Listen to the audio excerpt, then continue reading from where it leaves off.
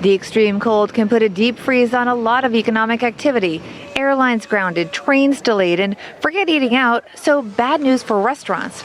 Even the government gets hit. Scott Bernhardt, president of Planalytics. When it gets this cold, this extremely cold, things start to break down, and that's money to the state and local governments that they haven't necessarily budgeted. I mean, they tend to budget their snow budget based on last year or the last couple of years, but you really get an event. This is the coldest it's been in 20 years in an awful lot of major population centers. And for the insurance industry, all the damage done to cars and homes. Think burst pipes, fallen trees. These are often covered by insurance companies.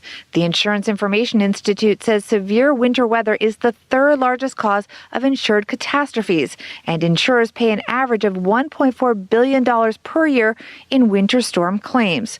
But Bernhardt also says there will be economic benefits. Take retailers who had a ho-hum holiday. They can clear they need to make room for the spring merchandise coming in February.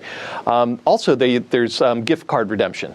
Remember, retailers, they'll sell you the card before the holidays, but they don't recognize that revenue from that card until it's redeemed. So you get a cold snap like this one, and people are using those cards to get those hats, gloves, and scarves, and they're recognizing that revenue, and that's good news. Compared to the same week as last year, no surprise, snow removal is a good business to be in, as are ice melters and portable heaters, thermals, etc. And of course, clothing. Winter boot sales up 24%. Scarves, hats, gloves not far behind. And of course, electricity and home heating.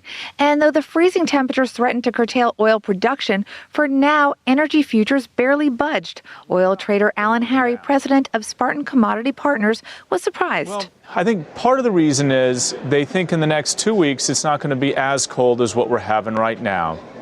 However, I think, though, as the winter moves on, we're going to get some extremely cold weather, and with that, we're going to get a rise in both crude oil and natural gas. So I am surprised that it's still at these low levels. One other possible reason, the rise may be offset by expectations that with everyone staying put, there will be less demand for fuel related to transportation.